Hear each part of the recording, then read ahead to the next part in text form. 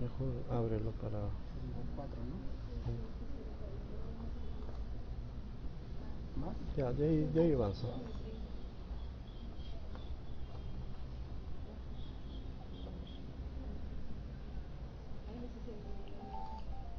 No, eso no, mucho.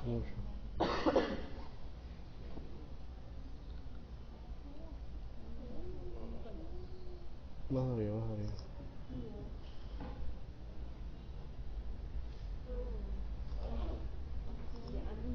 Un poquito más. Ya, ahí no vas a dejar. Bueno, después de este percance. Bueno, lo que quería decirles era lo siguiente.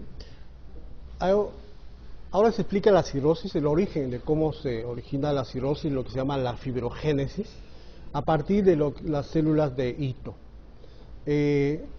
Las células de hito en la cirrosis han perdido su capacidad de almacenar lípidos y vitamina A y se van a diferenciar en unas células que tienen unas características de miofibroblastos. Por lo tanto, van a ser células que van a sintetizar colágeno tipo 1 y sobre todo colágeno tipo 3 en el espacio de Dice.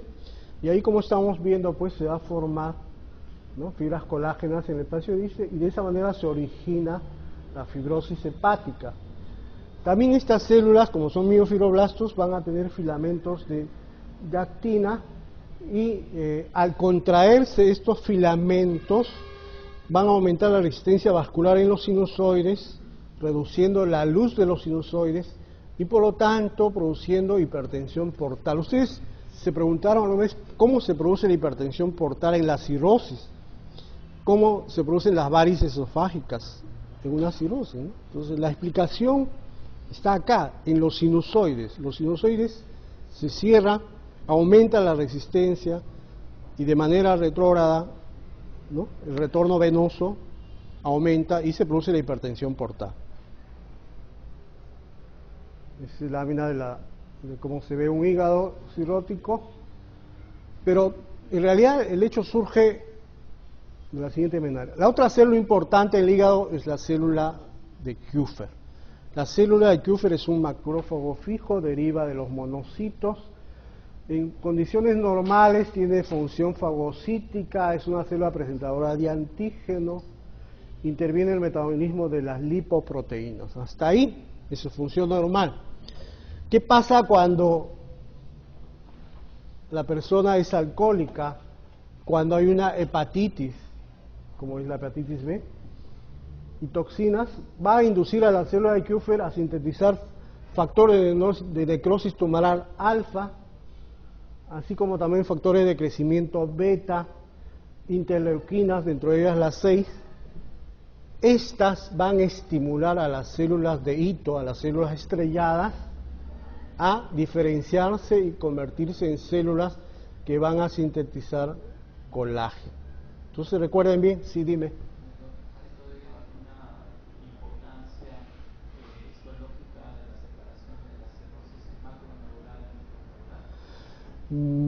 No te podría dar una respuesta. Tiene que ver con el tipo de hepatitis, con la causa del tipo de cirrosis, ¿no? La cirrosis nutricional, o sea, la cirrosis por alcoholismo da un tipo el alcoholismo da un tipo de cirrosis y la hepatitis da otro tipo de cirrosis, ¿no es cierto? En correlación al mecanismo aparentemente es el mismo, pues por lo que estamos viendo, tanto el alcohol como el virus, al final lo que va a desencadenar es hacer que la célula de Kupffer produzca un montón de factores, ¿no? Y esto es lo que va a estimular a la célula de hito a convertirse en células productoras de colágeno, ¿no? Entonces, ahora, me imagino que el origen tiene que ver mucho con la enfermedad, con cada origen después de la cirrosis, ¿no? Como es la hepatitis, por ejemplo, ¿no? En todo caso, la formación de macronódulos o micronódulos depende cuáles de las capas, de las zonas 1, 2 o 3. Ah, ya, tú te refieres a eso. No tengo una respuesta para eso. Voy a tratar de averiguar eso. Finalmente, las células de Pitt son unas células que se han descubierto recientemente, son unos linfocitos que se parece mucho a las células naturales asesinas, ¿no? Y que tendrían esa función a nivel del hígado. Bueno, finalmente la función hepática, el hígado es un órgano pues que cumple múltiples funciones. Solamente les recuerdo que se producen proteínas como la albúmina, lipoproteínas, sobre todo la de muy baja densidad, ¿no? Y globulinas alfa y beta. Recuerden que la gamma, algunas veces les ponen la pregunta, ¿el hígado sintetiza gamma globulina? ¿No? Y eso no es cierto. Sintetiza alfa y beta globulina, pero no gamma globulina. ¿Cuál es la gamma globulina? Son las inmunoglobulinas, ¿no? La gamma globulina son las inmunoglobulinas. Las células plasmáticas son lo que sintetizan gamma globulina, ¿no? Almacenan vitaminas, hierro, funciones metabólicas, ¿no? Función de detoxificación e inactivación es una función importante que tiene el hígado, ¿no? Bueno, nos quedaremos ahí, lamentablemente no voy a poder avanzar más porque ya se van a cumplir las 2 horas. Vamos a seguir, ahí tiene la parte de páncreas. Vamos a entrar a la segunda parte, a lo que es el aparato urinario, ¿ya? Hay un caso clínico de un niño que presenta proteinuria, ¿no? Con hipoalbuminemia y edema, ¿no? Es un síndrome nefrótico, ¿no? La pregunta es qué célula o estructura se encuentra alterada a la microscopía electrónica, ¿no? Antes de eso habría que preguntar cuál es el diagnóstico.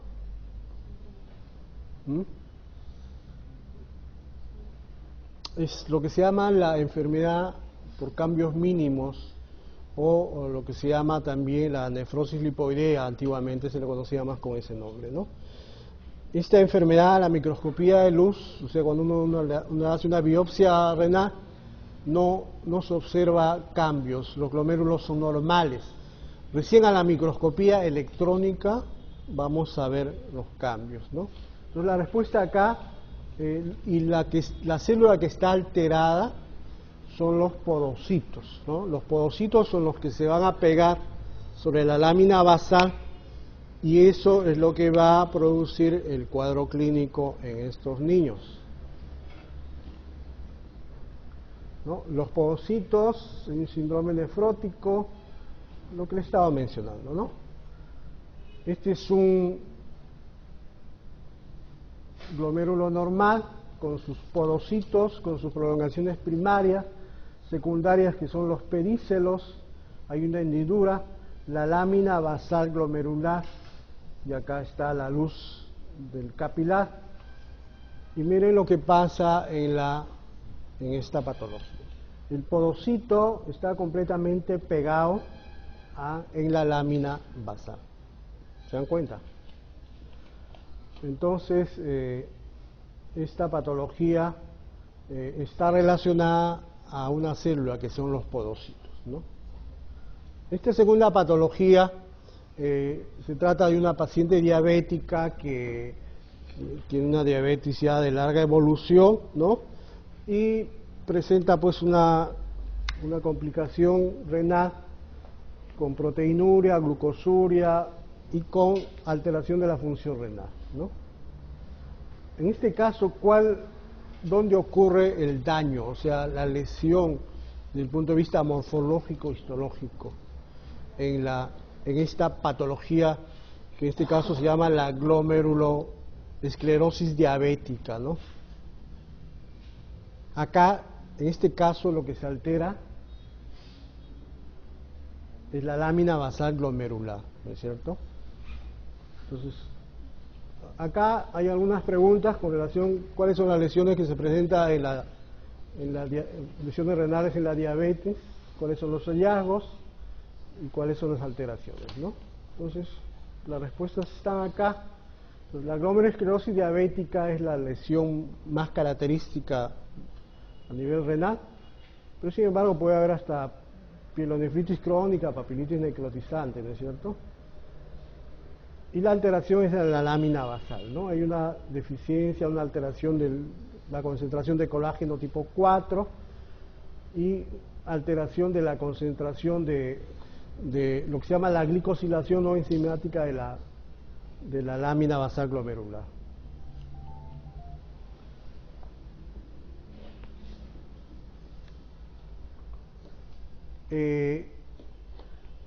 A la microscopía de luz, a una coloración especial, vemos acá una esclerosis nodular, lo que antiguamente se conocía con el nombre de enfermedad de Kimmich-Wilson como algo patognomónico de la diabetes, pero ya no es patognomónico, se ve en otras patologías, ¿no? Y miren ustedes el chancacón de lámina basal, ¿no? O sea, es el grosor de la lámina basal en esta patología. Y ahí pues íbamos a empezar una revisión del aparato urinario, pero que así como estamos viendo no lo vamos a poder terminar. A ver, tratemos de rescatar lo más importante solamente, ¿ya? Las funciones pues lo conocemos todo, ¿no? Tiene que ver con la formación de la orina, el balance hidroelectrolítico, el equilibrio ácido-base, una función endocrina porque el riñón produce eritropoyetina, produce prostaglandinas, produce una hormona que se llama la medulolipina y tiene que ver con una activación de la vitamina D, ¿no? Uno de los lugares donde se activa la vitamina D es en los riñones, ¿no? Y saben ustedes que los pacientes con insuficiencia renal, uno de los problemas tiene que ver con el metabolismo de la vitamina D. Bueno, ahí está el riñón, ¿no? Si lo cortamos por la mitad, lo vamos a ver así. Esta zona corresponde a la corteza, esta zona corresponde a la médula. Un corte histológico a un menor aumento igualmente, ¿no? La estructura que vemos acá se llama pirámide renal, ¿no? Cuando trazamos una línea hacia la superficie en esta pirámide renal, toda esta zona se llama lóbulo renal, es un lóbulo renal. Hay de 10 a 18, creo que les he puesto pirámides renales, ¿no es cierto? Entonces, ¿cuántos lóbulos tendremos? Pues esa cantidad, ¿no? La misma cantidad. En un riñón adulto ya las lobulaciones han desaparecido, sin embargo puede persistir las lobulaciones como algo patológico. El riñón pediátrico mantiene todavía las lobulaciones. El riñón se caracteriza pues por tener, o sea, la estructura más importante es la nefrona o el nefrón, ¿no? Es lo que se dice la unidad anatómica y funcional del riñón. Pero el nefrón está formado solamente por lo que se llama el corpúsculo renal, que es esta pequeña estructura que vemos acá, y el sistema tubular, el tubo proximal, el asa de Henle y el tubo distal, ¿no? Que lo ven de color rojo. De color amarillo es el tubo colector, el tubo y el conducto colector. El tubo y el conducto colector no forma parte de la nefrona, del nefrón, ¿ya? Entonces, por lo tanto, han ideado un término que une a los dos. Ese término es el túbulo urinífero.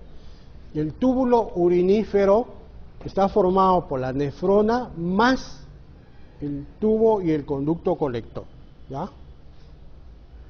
Las nefronas pueden ser corticales o pueden ser yuxtamedulares, como este que vemos acá. Las nefronas yuxtamedulares solamente son el 15% de todas las nefronas, pero sin embargo tienen una gran importancia porque esas nefronas yuxtamedulares, como ven acá en la imagen, se caracterizan por tener un asa delgada de Henle bastante larga. Miren ustedes, ¿no? Y si lo comparamos con lo que está acá, entonces este hecho hace que estas nefronas tengan que ver mucho con una función importantísima que tienen los riñones, que es la concentración de la orina, ¿no? La concentración de la orina. Esta imagen también nos permite hablar de otra estructura, de otro término que se llama el lobulillo renal. Antes hablábamos del lóbulo renal, ahora hablamos del lobulillo renal. El lobulillo renal está formado por todas las nefronas que desembocan en un conducto colector. Ese es un lobulillo renal. Acá estamos viendo dos, pero por acá hay otro, por acá hay otro, ¿no es cierto? Ese es un lobulillo renal. Todas las nefronas que desembocan en un conducto colector, en un tubo colector. Los límites de este lobulillo está dado por una arteria que se llama arteria interlobulillar, ¿no? Como dice su nombre, la arteria interlobulillar separa un lobulillo de otro lobulillo, ¿no? Sería como si fueran las paredes de este lóbulo. Bueno, este es el corpúsculo renal, que está formado por la cápsula de Bowman y el glomérulo, entre los dos el espacio de Bowman. Lo mismo la microscopía electrónica, y los esquemas que siguen a continuación nos hablan de lo mismo, ¿no? De los componentes del corpúsculo renal, de la cápsula de Bowman, que tiene dos hojas, una hoja visceral y una hoja parietal, el espacio de Bowman, el espacio urinario, y esto es el glomérulo. Si tomamos un pedazo, vamos a ver que lo que ven de amarillo es lo que se llama la hoja visceral de la cápsula de Bowman, que está formada por una célula que es el podocito. Este podocito, como ven acá ustedes, emite unas prolongaciones primarias y después secundarias, que son las únicas que están en contacto con la lámina basal. Es así, como un pulpo que está encima de la lámina basal, nunca pegado. Si se pega, produce una patología, ¿no es cierto?, que acabamos de mencionar, la patología del niño, ¿no?, de cambios mínimos. Entonces, solamente los pedícelos o prolongaciones secundarias son los que van a estar en contacto con la lámina basal. Deja un espacio, una hendidura de filtración entre ellos. Con relación al glomérulo, está formado por unos capilares sanguíneos del tipo fenestrado, o sea, son unos capilares que tienen unos poros, unas fenestraciones, ¿no? Eso es lo que estamos mencionando acá. Acá vemos nuevamente la imagen. Y con relación a la lámina basal, a la microscopía electrónica se ha visto que tiene tres capas. Una lámina densa central y dos láminas raras externa e interna. Cada uno tiene una composición diferente. La lámina densa es rica en colágeno tipo 4 y por lo tanto se convierte como una barrera física. No deja pasar moléculas mayores a 70 K daltons o 70.000 daltons. O sea, moléculas como la hemoglobina, la albúmina, no atraviesan la barrera de filtración glomerular por su tamaño, por su peso, ¿no? Las láminas raras externa e interna son ricas sobre todo en proteoglucanos, dentro de ellos el heparansulfato. El heparansulfato es un glucosaminoglucano y como todo glucosaminoglucano tiene carga negativa, son aniones. Por lo tanto, esta capa se comporta como una barrera de carga eléctrica, es decir, no dejan pasar moléculas que tengan carga negativa, ¿no es cierto? Solamente pasan moléculas de carga positiva, porque recuerden ustedes, cargas iguales se repelen, ¿no es cierto? Entonces, ¿cuál es la condición previa de una molécula para que pueda atravesar la barrera de filtrado glomerular, de filtración glomerular? Que tenga menos de 70.000 daltons y que tenga carga positiva. Las dos condiciones, no una sola, porque puede tener menos de 70.000 pero tener carga negativa, ¿no? O puede tener más de 70.000 y tener carga positiva, no pasa.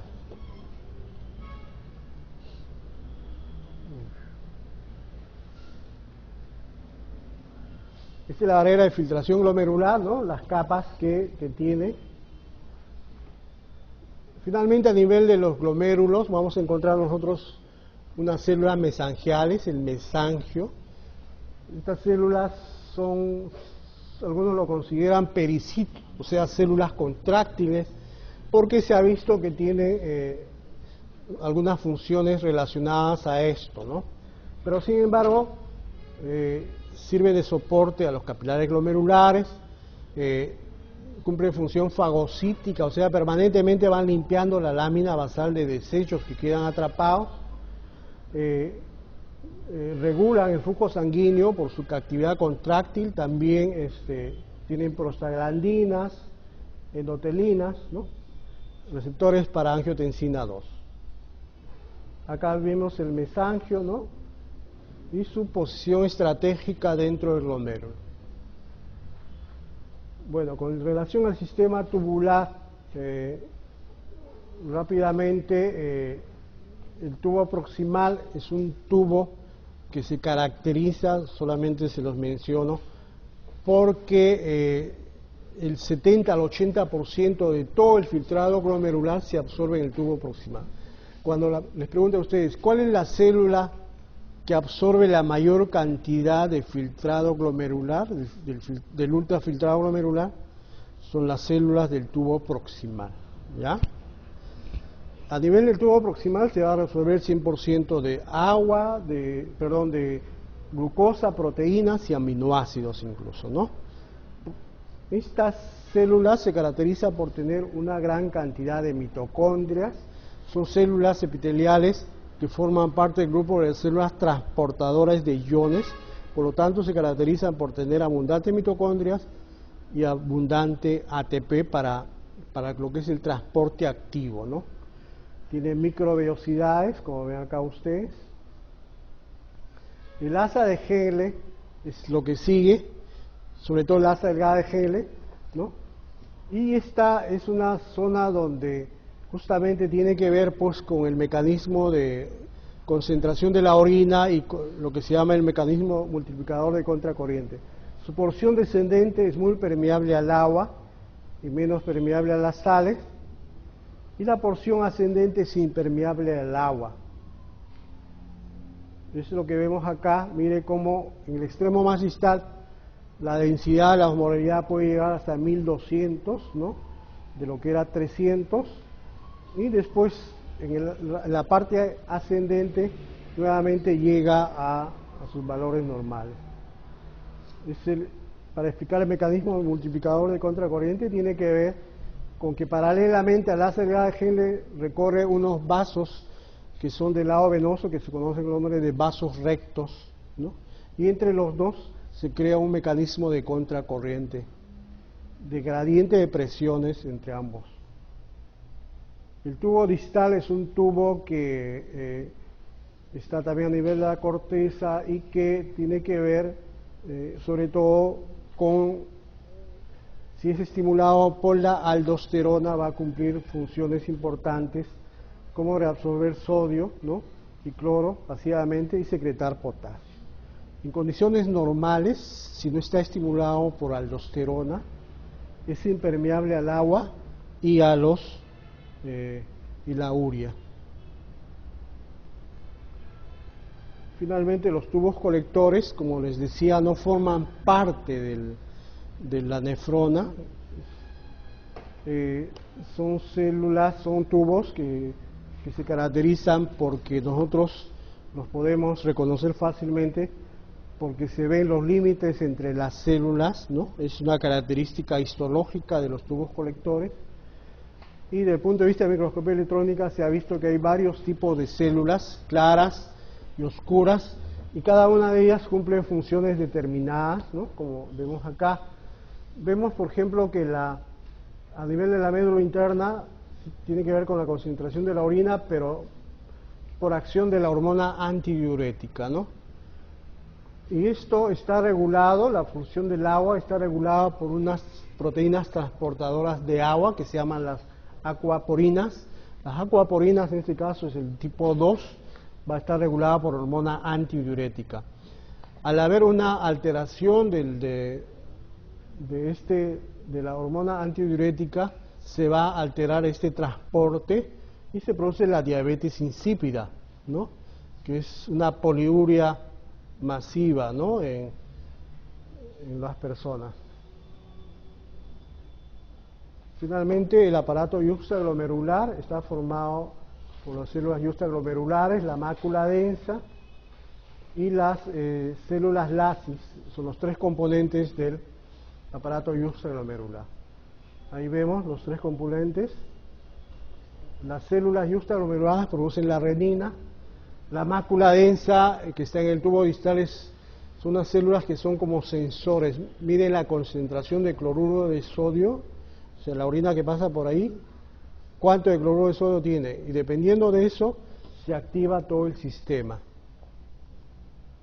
Acá vemos claramente la mácula densa. Finalmente, el intersticio es una zona importante. Últimamente se le daba mucha importancia porque a este nivel hay una hormona que se llama la medulolipina. Y con relación a la circulación, solamente quería mencionarles, hasta el año pasado, así se los digo, hasta el año pasado, el lugar donde se sintetizaba eritropoyetina para la gran mayoría de autores era este: capilares peritubulares, o sea, en las células endoteliales de los capilares peritubulares. Esa era la respuesta. En el año 2009, en un libro, hablan de que las células intersticiales son las que producen la eritropoyetina. ¿Ya? Entonces, y si recordamos en los años anteriores que decían los podocitos, las células mesangiales, o sea, hasta ahora realmente no se ponen de acuerdo y nos ponen en esta situación de dar una información no muy definida, ¿no? Entonces, si a alguien en algún examen se le ocurre preguntar qué célula produce eritropoyetina, ustedes pueden marcar cualquiera de ellas y es una respuesta correcta. Pues ese tipo de preguntas uno no debe hacer, ¿no? Porque no hay la seguridad todavía, como les digo. Ustedes sacan la bibliografía y dicen, mira, acá dice esto, acá dice otro, ¿no? Bueno, lo dejamos ahí. Finalmente, con relación al aparato respiratorio, hay este caso que es un niño que nace de una madre diabética, presenta un síndrome de dificultad respiratoria, y en este caso hablamos de una enfermedad de membranas hialinas, ¿no? Y esto se origina por una deficiente producción de surfactante pulmonar, y la célula que tiene que ver con esto, ¿cuál es? Los neumocitos tipo 2, ¿no? ¿Y qué pasó? Entonces, para hablar de eso, íbamos a hablar un poco del aparato respiratorio, ¿no? Del epitelio. Desde el punto de vista histológico, nosotros dividimos el aparato respiratorio en dos porciones: una porción conductora y una porción respiratoria, ¿no? La porción conductora, como dice su nombre, empieza en la cavidad nasal, laringe, tráquea, bronquios, hasta el bronquiolo terminal. Recuerden que la porción conductora termina en el bronquiolo terminal. Y la porción respiratoria se inicia en el bronquiolo respiratorio, el conducto alveolar y los alvéolos, ¿no? Finalmente, lo que se llama la barrera aire-sangre, a ver si llegamos a todo. Con relación a las funciones generales del aparato respiratorio, tiene que ver con el intercambio gaseoso, la fonación y la olfacción, dependiendo de los órganos, ¿no?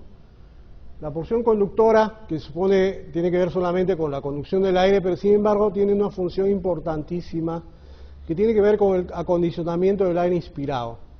¿Qué significa esto? Que cuando nosotros respiramos por las fosas nasales, el aire que ingresa es un aire caliente, es un aire mucho más húmedo y mucho más limpio, a diferencia que si respiráramos por la boca, ¿no?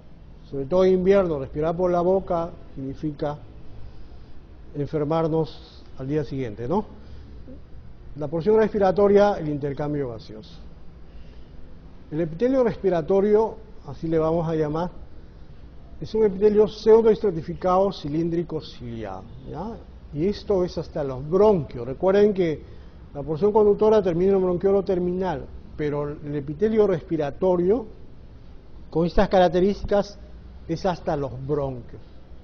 Recuerden que acá también puede haber una metaplasia, y la metaplasia acá es escamosa. Es decir, este epitelio pseudoestratificado cilíndrico ciliado se puede convertir en un epitelio poliestratificado plano, no queratinizado. ¿Sí? y por ahí empieza el cáncer.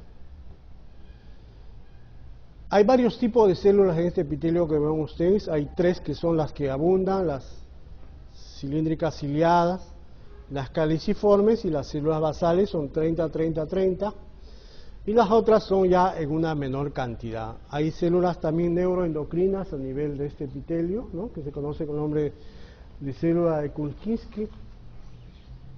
Acá vemos el epitelio, da la apariencia de estar estratificado, por eso se llama pseudoestratificado. Células ciliadas y células caliciformes son las únicas que llegan hasta la superficie. La porción conductora empieza en la cavidad nasal, ¿no? La cavidad nasal tiene una entrada que se llama el vestíbulo, una parte olfatoria, donde está el epitelio olfatorio, o sea, el órgano del olfato, que a diferencia del epitelio respiratorio, está formada por 3 capas de células, unas células basales, unas neuronas sensoriales o bipolares, como se le conoce, y unas células sustentaculares. Con relación a la neurona bipolar olfatoria, por un lado está el axón, por otro lado están las dendritas, y las dendritas sufren unas modificaciones, ¿no? Forman unos cilios olfatorios, ¿no?, que tienen receptores para las moléculas odoríferas, ¿ya?, las moléculas odoríferas. Estas neuronas solamente tienen un tiempo de vida media más o menos de 1 mes a 2 meses, después del cual desaparecen, ¿no?, y después surgen nuevas neuronas. Entonces el concepto acá que las neuronas no se regeneran es un poco contradictorio, ¿no? Entonces recuerden bien que el órgano del olfato, así como el órgano del gusto, hemos hablado de la lengua, hay neuronas bipolares que tienen esa característica de regenerarse, ¿no?, o de formarse a partir de otra célula, que sería la célula madre que vemos ahí, ¿no? La laringe está formada por la epiglotis y la glotis, ¿no? La epiglotis en realidad es una especie de válvula que separa la vía digestiva de la vía respiratoria.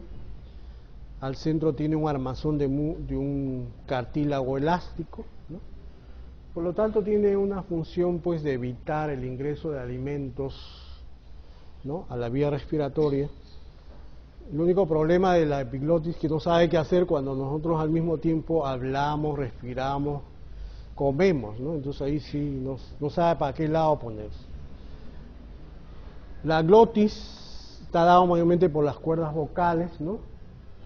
La falsa, para algunos no es considerada una cuerda vocal, sino es un pliegue vestibular solamente. El ventrículo laríngeo y la cuerda vocal inferior o verdadera.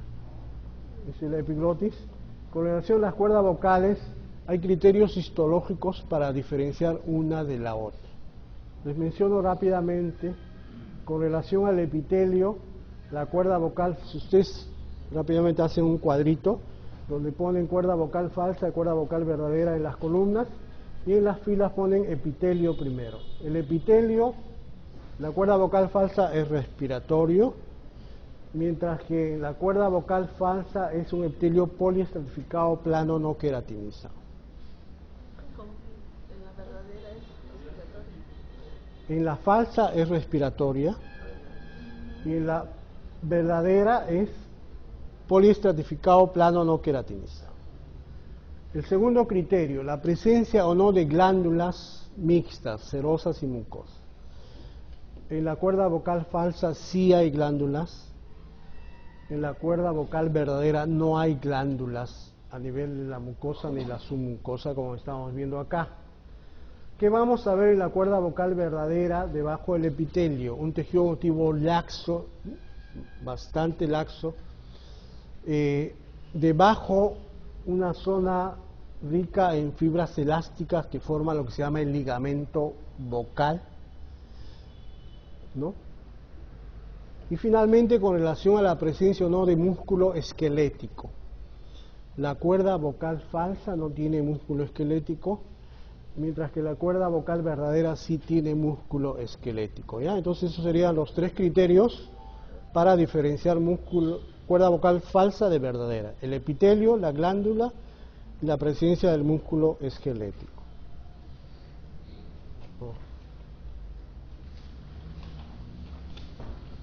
Bueno, la tráquea, el tubo respiratorio empieza en la tráquea, es un tubo, así cuando hablamos de tubo digestivo decíamos de las capas. En este caso hay una mucosa, hay una submucosa, una capa media y una adventicia, ¿no? Entonces, la mucosa, el epitelio es respiratorio, debajo hay un tejido auditivo laxo, que es la lámina propia. En la submucosa hay glándulas mucosas, que son glándulas mixtas. Y en la capa media hay cartílago, en este caso es un cartílago en forma de C, una herradura, ¿no? No es un anillo cerrado, completo. En la parte posterior, junto al esófago, los dos extremos del cartílago son unidos por músculo liso. De ahí la tráquea se divide en dos bronquios principales o primarios, derecho e izquierdo. De ahí esto se divide en bronquios secundarios o bronquios lobulares, que dependiendo si es derecho o izquierdo va a ser 2 o va a ser 3. Y después estos se dividen en bronquios terciarios o segmentarios, dependiendo si es derecho o izquierdo, va a ser 8 o va a ser 10.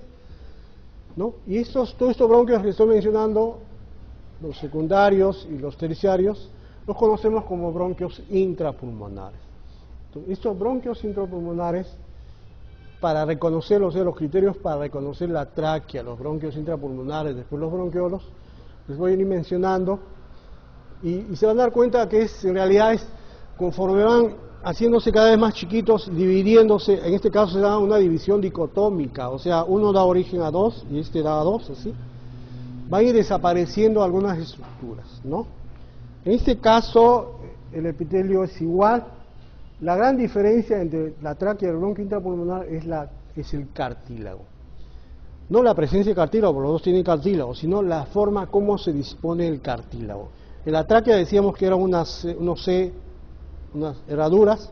En este caso, en los bronquios intrapulmonares son placas longitudinales, como planchas longitudinales, a todo alrededor de los bronquios. Por eso, cuando lo cortamos transversalmente, vamos a ver uno por acá, otro por acá y otro por acá, ¿no?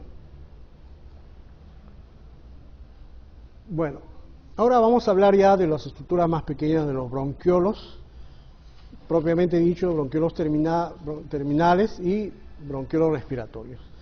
Sin embargo, es bueno hablarles de dos términos: qué cosa es un lobulillo pulmonar y qué cosa es un acino pulmonar.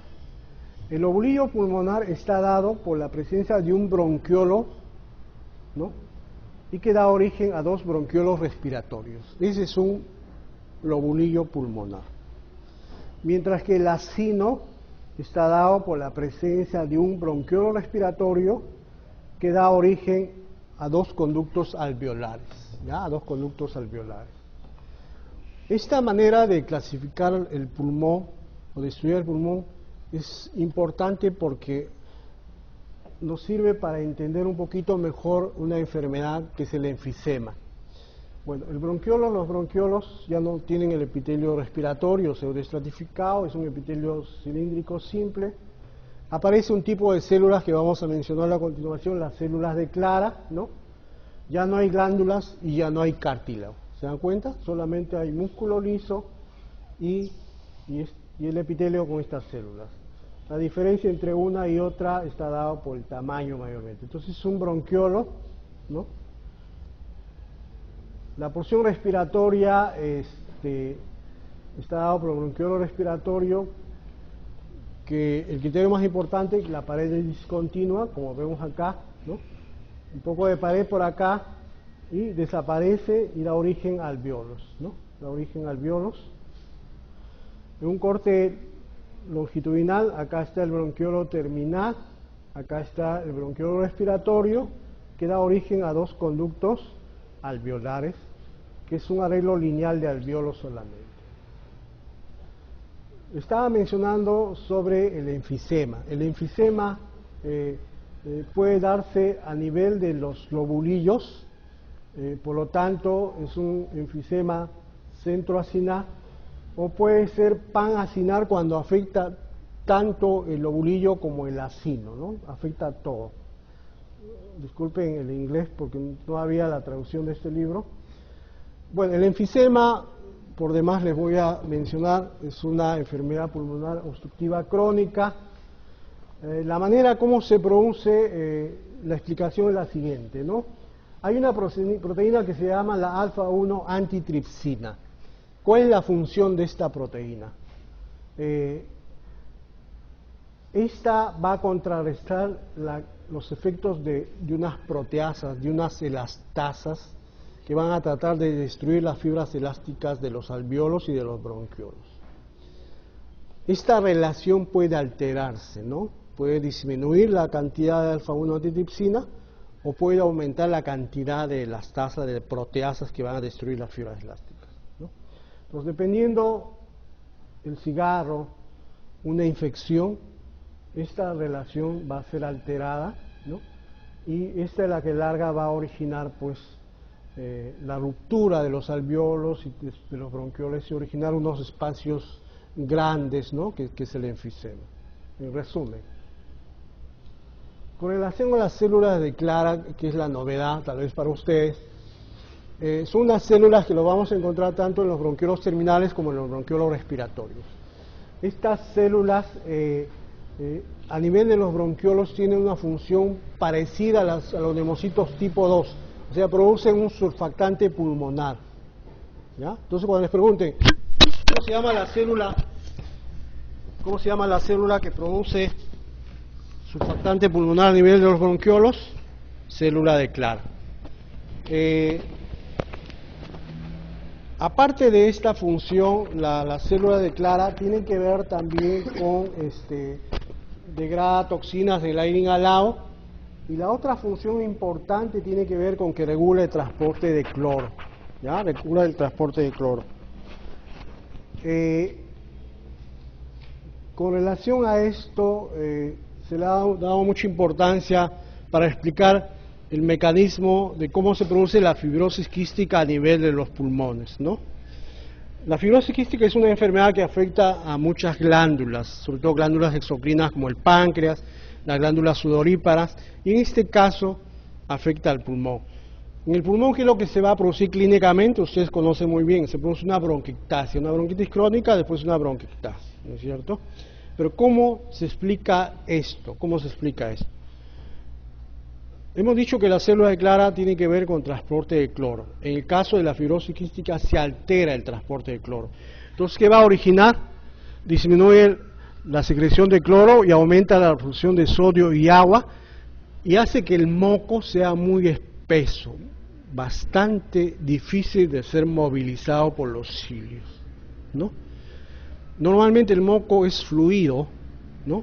Porque la célula de Clara, a través del transporte de cloro, hace que salga sodio y agua y el moco sea mucho más fluido. Al alterarse este transporte de cloro, como vemos acá, va a originarse un moco mucho más seco, más espeso, difícil de ser movilizado. Esto causa pues bronquitis crónica y después bronquiectasis, ¿no? Esta es la manera como se explica la fibrosis quística.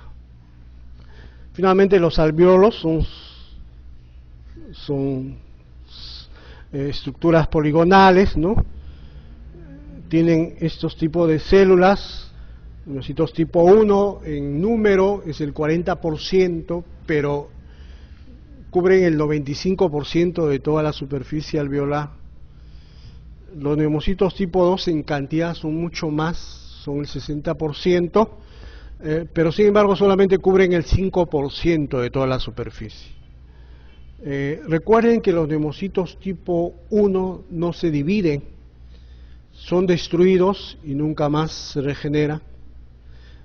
Por lo tanto, son los neumocitos tipo 2 los que se dividen y dan origen a otros neumocitos tipo 2 y dan origen a los neumocitos tipo 1, ¿ya? La otra característica de los neumocitos tipo 2 es que producen las sustancias surfactantes, ¿no es cierto?, que hemos estado comentando. y que tiene que ver pues con disminuir la tensión superficial y evitar el colapso de los alvéolos. Recuerden también que la sustancia surfactante tiene una acción bactericida. Los macrófagos alveolares son las células barredoras que están en los alvéolos, en la luz alveolar mayormente, y que se encargan pues al final de fagocitar todavía las moléculas, las sustancias que llegan hasta los alvéolos. Estos son los democitos tipo 2, ¿no? Y lo que ven acá ustedes son unos cuerpos laminares, ¿no? Donde se está formando la sustancia surfactante para después pasar hacia la superficie. Con la acción surfactante pulmonar se sabe que un 90% son lípidos, de los cuales el 80% son fosfolípidos, ¿no? Y el resto 10% son proteínas, y hay 4 tipos de proteínas, ¿no? La proteína surfactante A y D son glucoproteínas, y la B y la C son proteínas hidrofóbicas. Cada una de ellas tiene una función importante, sobre todo, si alguien les preguntaba cuál es la importancia de las proteínas surfactantes en la sustancia surfactante, tiene que ver con la función inmunológica que tiene el surfactante pulmonar, o sea, con la función bactericida de alguna manera, y con la función de también de madurar, determinar la maduración del surfactante. En cuanto a la síntesis, más o menos a las 35 semanas ya se ha formado una buena cantidad de surfactante. Antes de las 35 semanas va a haber una deficiente cantidad de surfactante. Entonces los prematuros que nacen siempre van a tener riesgo de tener un problema de membranas hialinas. Ahora hay surfactante sintético. También se puede madurar todavía el democito tipo 2 con corticoides, también la tiroxina, ¿no? Se ha visto que se altera los niveles de surfactante en las madres diabéticas y en los que tienen deficiencia de vitamina A. Entonces tengan mucho cuidado. Las madres diabéticas que salen embarazadas y dan a luz, no necesariamente su hijo tiene que ser prematuro para que tenga un problema de deficiencia de surfactante. Incluso puede estar a término y puede tener un problema de deficiencia de surfactante y producirse un distrés respiratorio de recién nacido, ¿no? Bueno, acá se explica el mecanismo, cómo se produce este distrés, ¿no? Recuerden que las membranas hialinas es una consecuencia, es un exudado fibrinoso, ¿no? Que surge por una alteración de la permeabilidad de los vasos capilares. Membranas hialinas se presenta también en otras patologías, ¿no? En el edema agudo de pulmón, en los problemas de insuficiencia cardíaca puede haber, en las neumonías puede haber fibrina rodeando los alvéolos. O sea, no es hablar de membranas hialinas no es solamente hablar de deficiencia surfactante solamente, ¿no? Bueno, es el tabique que separa un alvéolo del otro. Recuerden que existen unos poros de Kohn, que son unos huecos que unen un alvéolo con otro, y cuya función más importante tiene que ver con la circulación colateral del aire, ¿no? Se puede obstruir un bronquiolo respiratorio, un bronquiolo terminal, y esos alvéolos quedarse sin aire, pero a través de los poros de Kohn les llega aire, ¿no? Bueno, ahí nos quedaremos, creo que estamos